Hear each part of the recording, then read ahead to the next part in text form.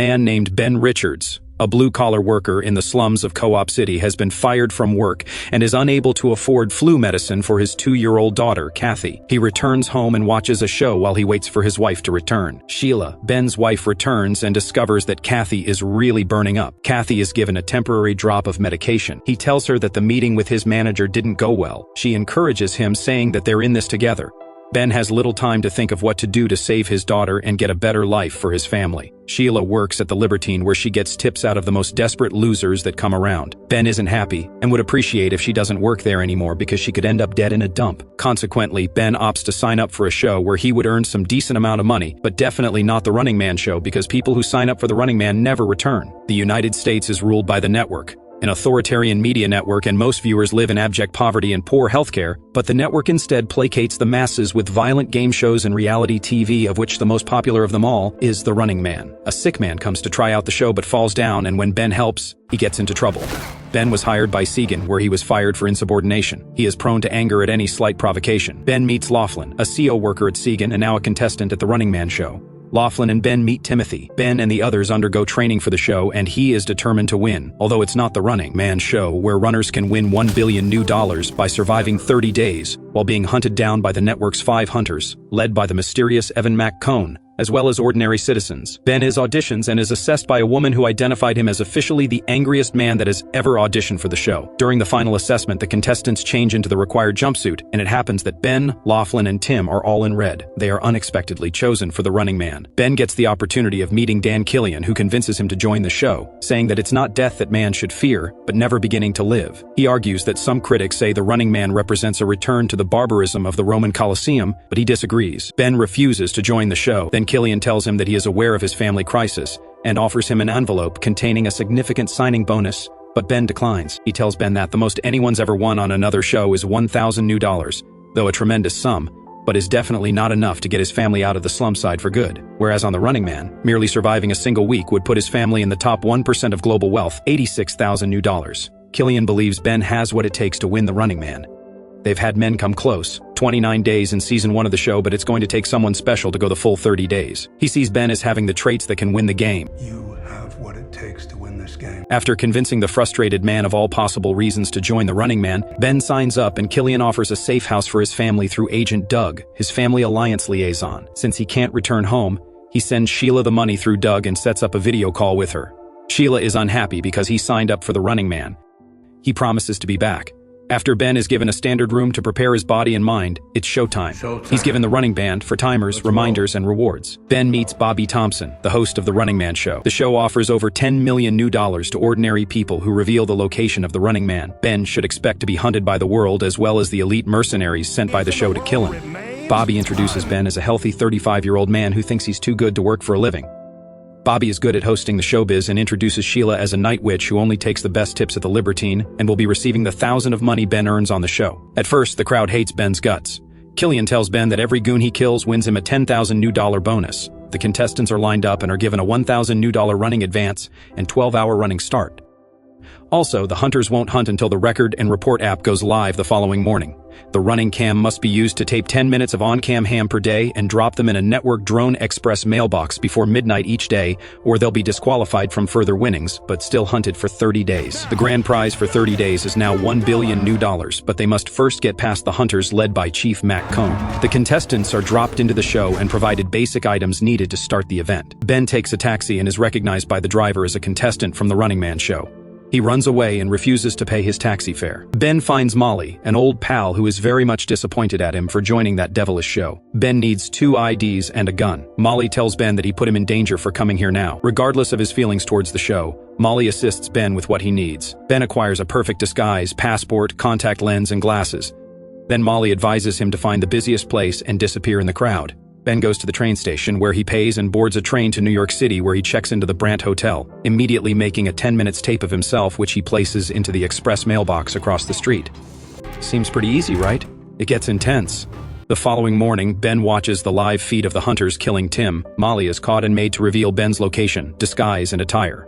The team immediately proceed to New York. Ben escapes to Boston, where he secures another hotel and immediately makes one of those tapes, but is unable to deliver it to the mailbox because the hunters have found him. They track Ben inside the hotel, forcing him to climb to the rooftop in an attempt to switch rooms. He changes his clothes. The rover cams have entered the building any moment now, and it's over for Ben. He jumps out of the building before they can get hold of him and drops into another room. The hunters open fire at Ben, who throws a grenade at them. He barricades the basement and sets the place on fire, escaping through a tunnel before a massive explosion goes off, killing 8 hunters at a time. I'm still here, you shit-eater. He wins $80,000 new for taking 8 goons out. A little kid finds a strange man coming out of a manhole.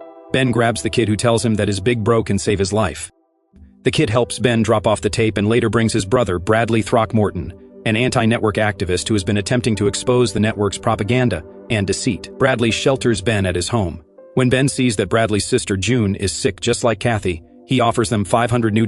Then Bradley says he can get Ben out of Boston, but not because of the money. Bradley would need a couple of days to set up Ben's escape from Boston, but in the meantime, Ben is allowed to stay in their apartment. He shows Ben his pulpit, a secret workstation he uses to track and expose the network's activities behind the scenes of what looks like a reality TV show. His research shows there are 3 types of contestants: hopeless dude, negative dude, and final dude.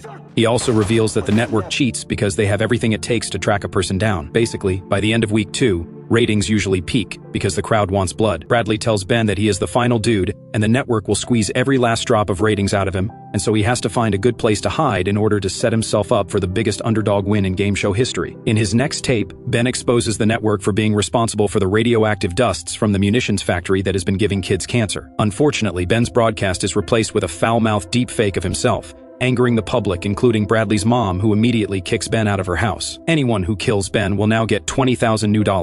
His bounty just went up.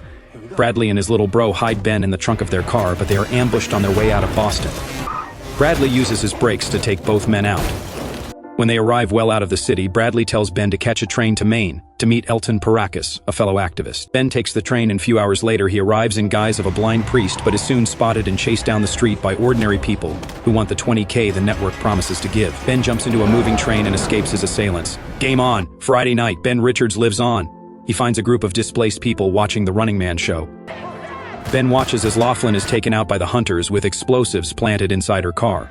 Ben is now the final runner, and if he survives till midnight, he will be the network's most successful contestant since season 1. Ben finds Elton, who tells him that things are going to start ramping up because the network may fire the DNA sniffers tonight.